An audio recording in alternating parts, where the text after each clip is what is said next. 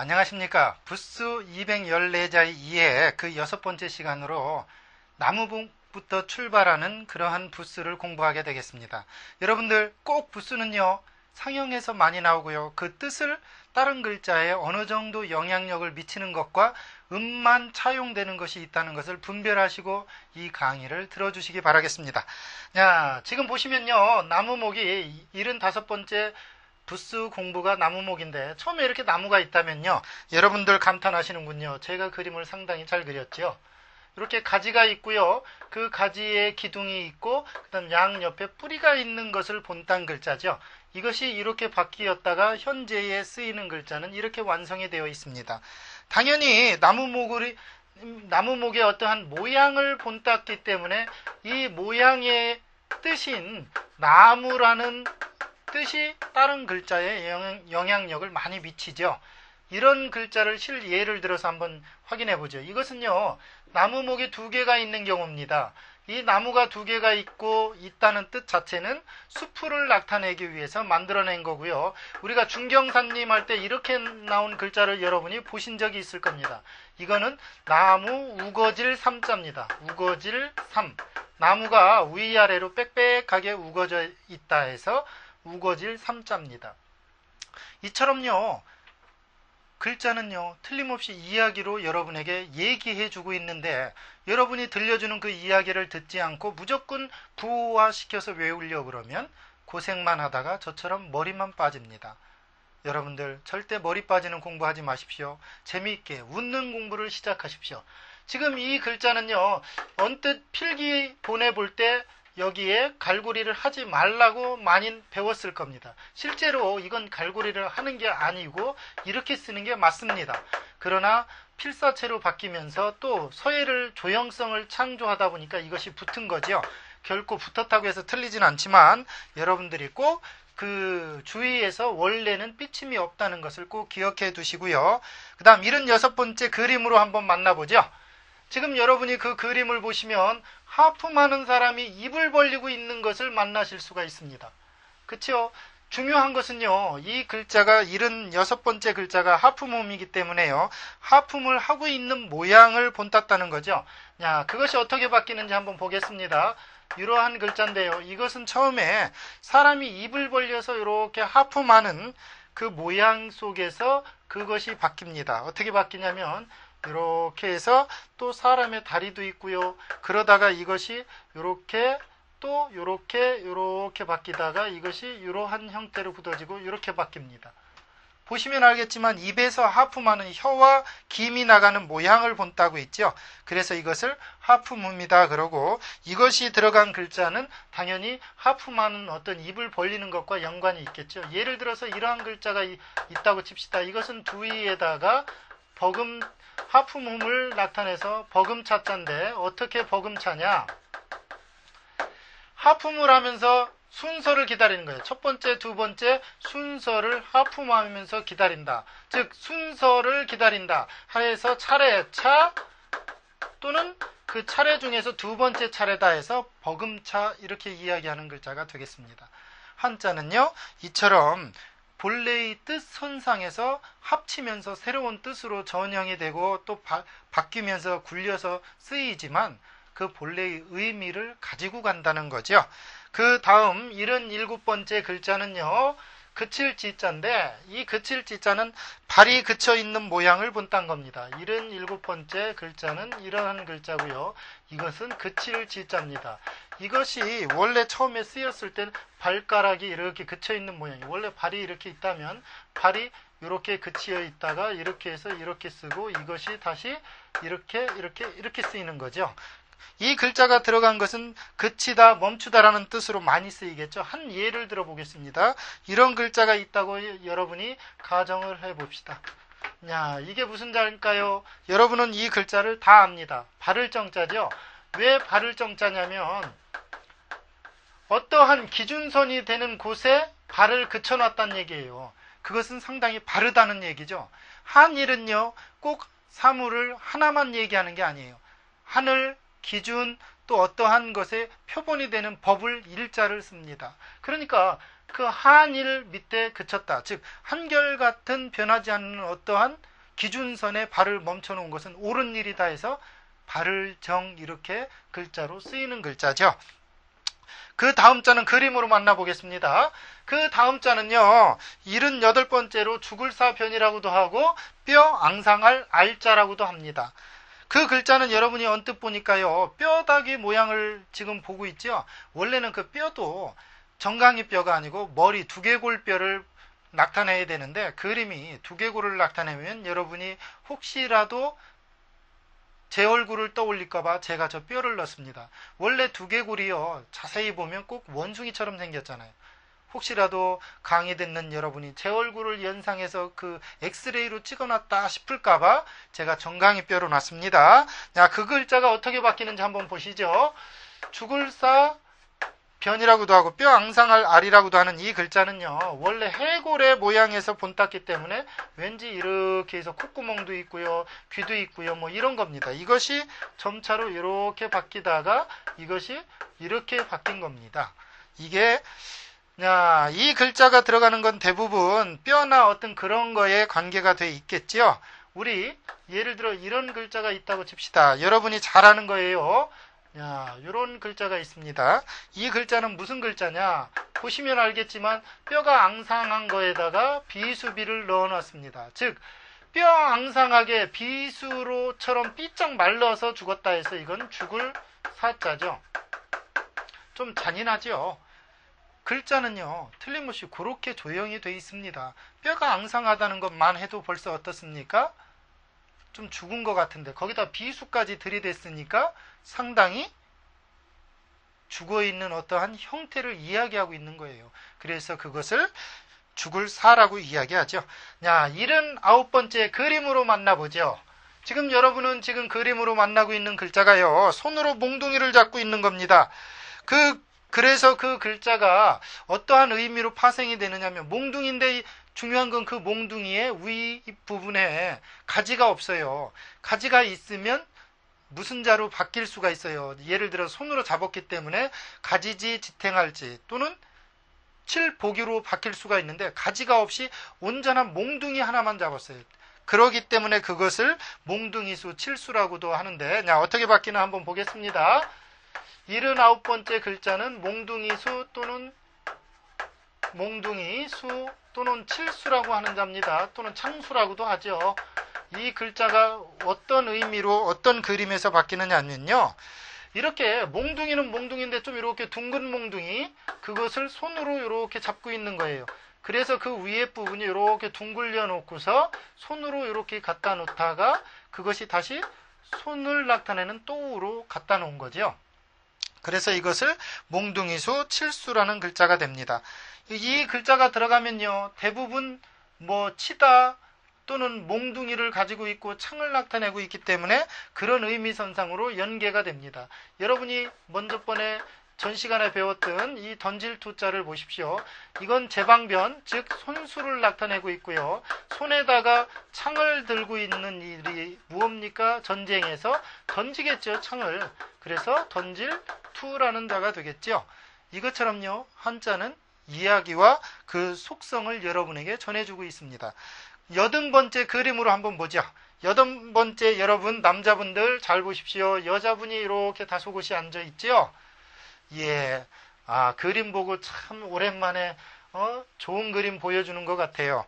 왜요? 지금까지 그림은 대부분 뼈니 죽어 있는 거니 자연이었는데 지금은 어엿한 여자분입니다. 80번째 그 여자분이 어떤 뜻으로 의미를 전달시켜 주는지 한번 만나보죠. 지금 보니까요, 이 글자는 말무라고 하는 자인데, 중요한 거는 잘 보십시오. 어미모하고 다릅니다. 어미모는 어떻게 생겼습니까? 점이 있고 이렇게 생겼죠. 이것은 어미모지만 그 위에 것은 어미모의 점 두 개를 연결시킨 뭐뭐하지 말라의 말무입니다. 이게 왜 말무냐면요, 이 말무가 어떻게 해서 말무가 됐냐면 원래 계집녀에다가 한이를 더해 놓은 겁니다. 계집녀를 조금 이렇게 삐딱하게 써놓고 그 다음에 그것을 나타내고 그 다음 한이를 놓은 거예요. 즉 무슨 이야기냐, 쪽진 여자나 두 손을 다 소곳이 붙잡은 여자는 한 번이라도 그 여자를 범해서는 안 된다 해서 뭐뭐 하지 말라. 그런 여자는 희롱하지도 말고 범하지도 말라 해서 말무가 된 거예요. 이거를 영어로 don't에 해당하겠죠. 예를 들어서요. 그쵸? 믿지 못하겠거든 그 일을 하지 말라. 어디 보니까 그런 격언이 써 있더군요. 어느 화장실에 영어로 써 있었습니다. 그 어느 곳인지는 공개를 하지 않겠습니다. 물론 제가 강의하는 곳입니다. 거기에 보니까 don't do it이라는 말이 있어요. 뭐뭐 하지 말라의 don't. 그것이 한문에 해당하는 것은 말무자입니다. 뭐뭐 하지 말라. 즉 무슨 이야기냐면 여자가 다소곳이 앉아있는데 그것은 한 번이라도 그 여자를 범하거나 희롱하거나 장난치지 말라 해서 말무자가 된 거예요. 이것은 어미모자하고 다릅니다. 어미모자는요 가슴의 두 곳을 점으로 표현한 겁니다. 어머니는 아이를 수유, 즉 젖을 먹여서 키우기 때문에요. 그거하고 다른 거예요. 이 글자가 들어가면 대부분 뭐뭐 하지 말라가 되겠죠. 그러한 글자로 쓰이는 단독 글자입니다. 자, 그 다음 81번째 한번 부스로 보면은요. 견줄비라는 자인데요. 여러분들 그림 한번 보시죠. 지금 보니까 웬 사람 둘이 나란하게 견주어 있습니다. 81번째 그 그림은 두 사람이 나란히 서가지고 무엇을 하는 거냐면 서로 잘났는지 못났는지 견주어 보는 거예요. 그래서 그걸 견줄비, 나란할 비라고도 하는데요. 자, 그 글자가 어떻게 바뀌는지 봅시다. 사람이 이렇게 있습니다. 예, 참 간략히도 그렸죠. 그런데 이 사람이 이렇게 됩니다.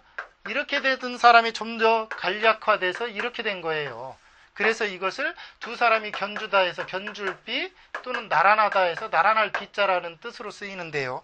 이것이 들어가면 견주다 나란하다라는 뜻에 틀림없는 뜻으로 연계선상에 있습니다. 한 글자만 알아볼게요.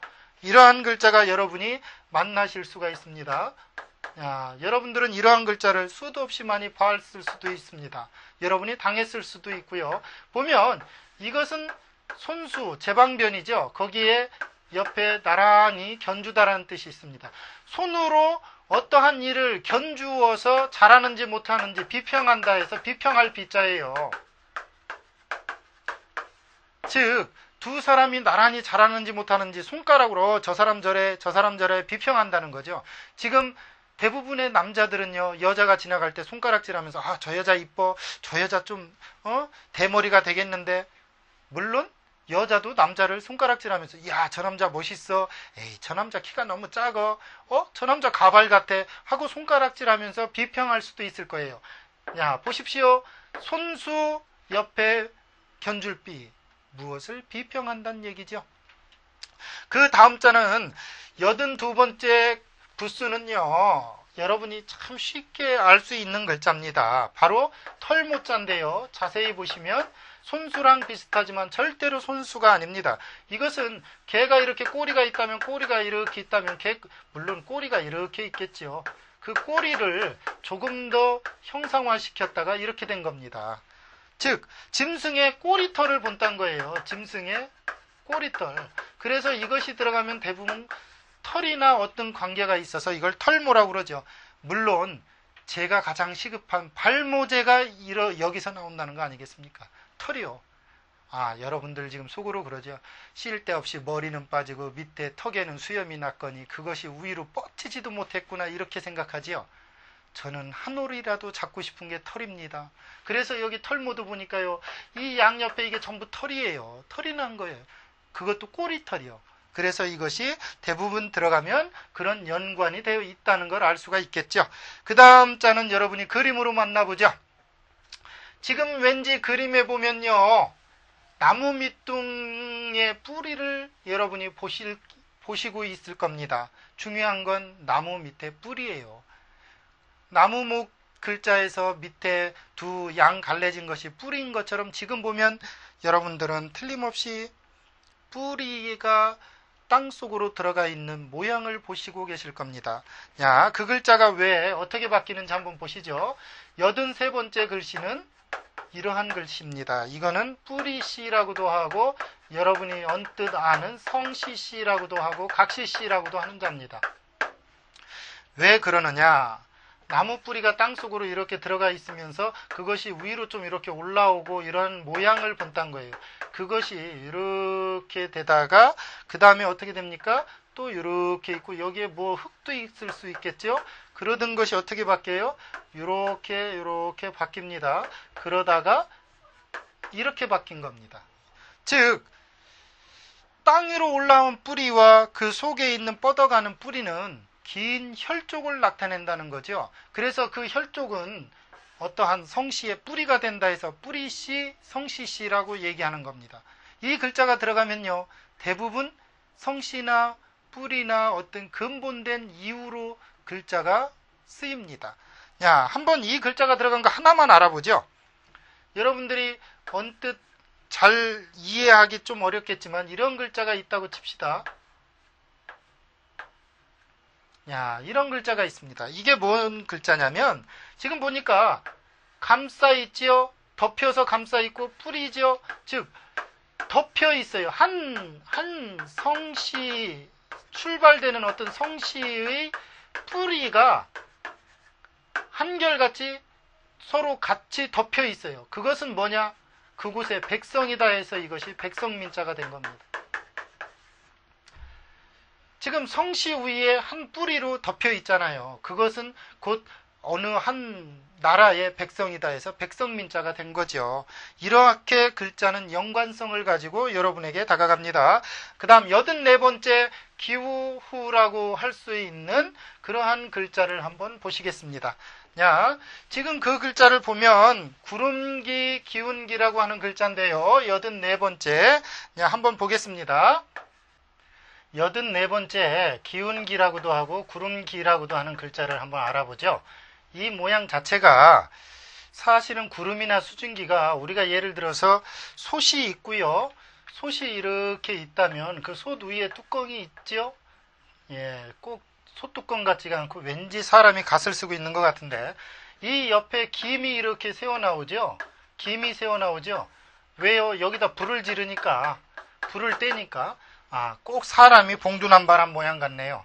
여러분은 절대로 저를 연상시키면 안 됩니다. 여기 이 빠져나가는 수증기, 즉 김, 아주 지글지글 끓는 그 김의 분사의 요구가 이렇게 생겼다는 거죠. 이렇게. 이것이 점점 이렇게 바뀌다가 이렇게 바뀐 겁니다. 그런데 중요한 건 이 솥뚜껑을 들락달락 할 정도로 이것은 어때요? 수증기는 기운이 있죠. 그래서 이걸 기운기라고 하는 데는 거기에서 생긴 글자입니다. 그런데 이 기운기의 원 글자는 어떻게 생겼냐면요. 이렇게 생겼죠. 왜 그런지 여러분은 금방 제 설명을 들었기 때문에 이해를 하셨을 겁니다. 보면 이 끓는 김의 모양에다가 쌀을 넣어놨죠. 즉 곡식을 밥을 짓기 위해서 곡식을 넣어놓고서 그것이 기운이 들럭들럭 하는 것, 그것은 꼭 기운이 난다 해서 기운기라는 거죠. 원래가 지금처럼 한자는요 모양에서 출발해서 그대로 의미까지도 쓰이는 그런 글자가 있습니다. 그 다음 85번째는요 물수인데 이 물수는 물의 모양을 고스란히 본딴 글자입니다. 물론 상형이라는 걸 짐작할 수가 있고요. 한번 보겠습니다. 물수는 이렇게도 쓰고 또 이렇게도 쓰고 뭐 자주 모양이 바뀌고 또 삼수변이라고 해서 이렇게도 쓰이는 건데 이 물수는 물줄기가 흘러내려가는 모양을 본딴 겁니다. 예를 들어 이렇게 있다면 물줄기가 이렇게 흘러내려가겠죠. 그런데 여기서 어떤 데는 돌에 맞아서 끊어지기도 하고 끊어지기도 하겠죠. 이것이 그래서 이렇게 됩니다. 이렇게 물이 이렇게 흘러갑니다. 가다가 어떻게 바뀌냐면 이렇게 바뀌고요. 이것이 지금 현재의 형태로 이렇게 굳어집니다. 이게 물수의 변천 과정이죠. 물줄기가 흘러내려가는 모양이기 때문에 이 글자가 들어가면 당연히 전부 물과 관계가 되어 있습니다. 한 가지 예를 들어보면 여러분이 금방 알 수 있는데요. 이런 글자가 있다면 여러분은 이 글자를 이제 두 가지로 나눌 줄 압니다. 삼수변에다가 즉 물수에다가 양양을 나누어 놓겠죠. 즉 이게 어떻게 쓰이느냐, 물이 넘실넘실 양떼처럼 가는 것이 큰바다다에서 큰바다 양자입니다. 양양의 음을 고스란히 가져오고요. 또 물이라는 뜻을 고스란히 가지고 있어서 이것의 형성문자의 전형적인 예를 나타내고 있는 그런 글자죠. 지금 여러분이 보시다시피 중요한 거는요. 그 의미와 뜻 선상에서 고스란히 새로운 글자를 담아내고 있다는 겁니다. 86번째 부수는 불화인데요. 이 불화도 똑같이 물수처럼 어떤 불꽃의 모양을 본딴 겁니다. 한번 보시면요. 이렇게 생긴 글자인데 이것을 나타낼 때 점으로 이렇게 나타내기도 하는데 이것을 연화발 또는 불화발이라고 합니다. 이 발이라고 하는 것은 부수가 맨 밑에 놓이는 경우를 발이라고 그러죠. 이 불화자도요. 아주 간단합니다. 이런 장작더미가 있다면 여기에 불꽃이 이렇게 튀어 올라가는 모양이에요. 그것이 어떻게 바뀝니까? 불꽃, 장작 합쳐서 불화자가 되는 거죠. 이 글자가 들어가면 당연히 불과 연관성이 있게 바뀝니다. 예를 들어서요. 이런 자가 있다고 칩시다.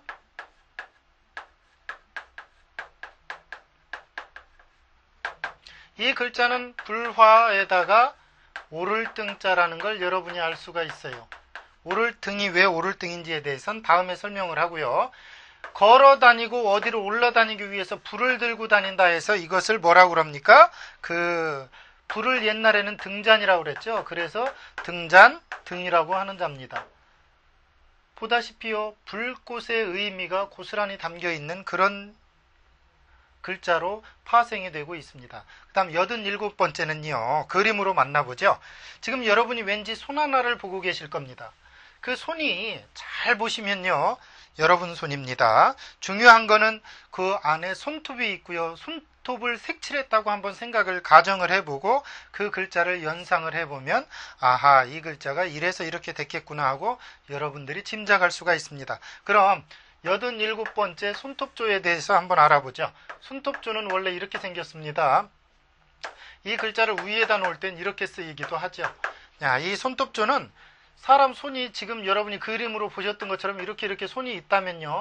그 손이 어떻게 바뀝니까? 이렇게 바뀝니다. 그러다가 이것이 이렇게 떨어져요. 그러다가 완전히 체제를 갖춥니다. 이것이 들어가면 손으로 하는 일과 관계가 돼 있겠죠. 그것도 왠지 손톱 세운 것처럼 날을 세운 일처럼요. 예를 들어 이런 글자가 있다고 칩시다.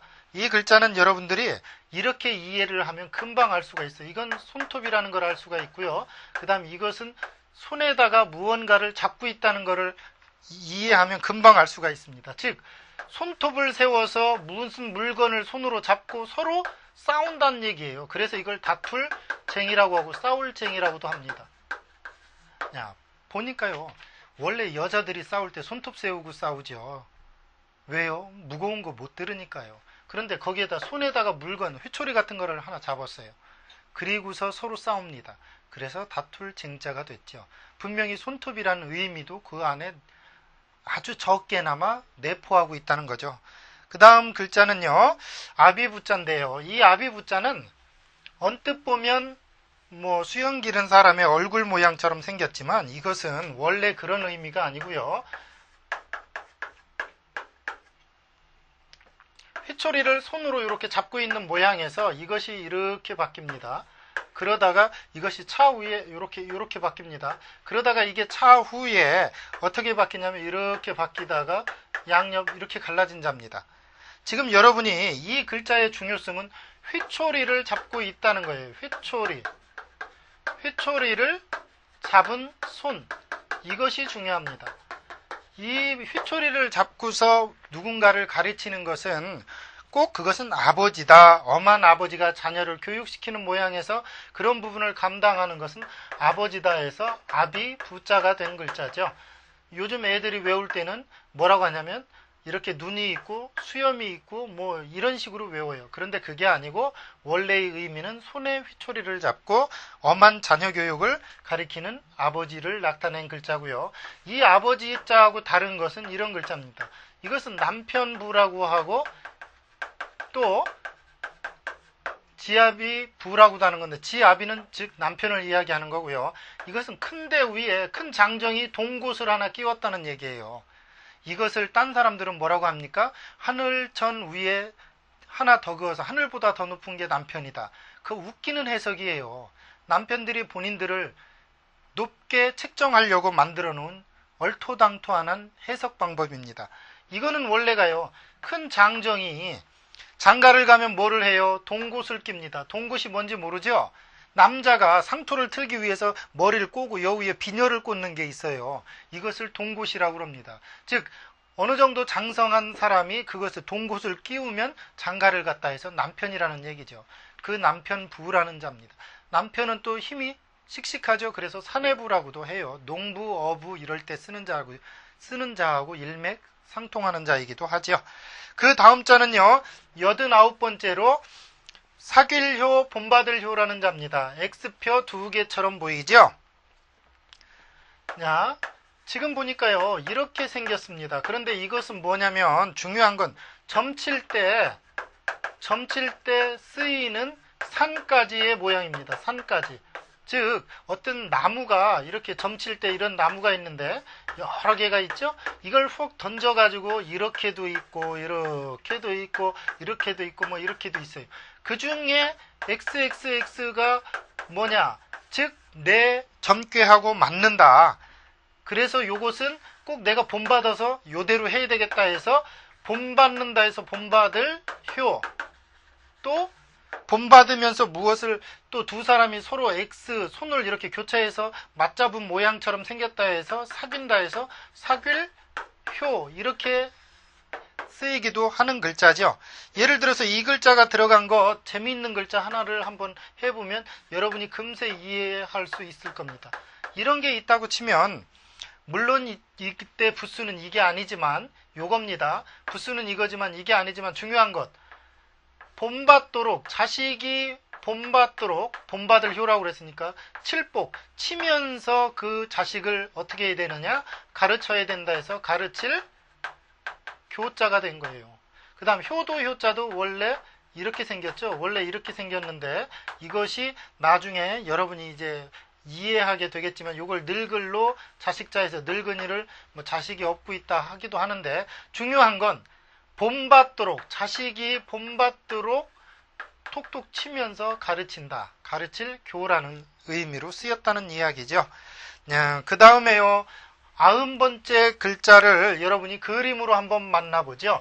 지금 그림에 보니까요. 웬 나무가 나와 있죠. 나무가 나와 있는데 가지가 어느 쪽으로 있습니까?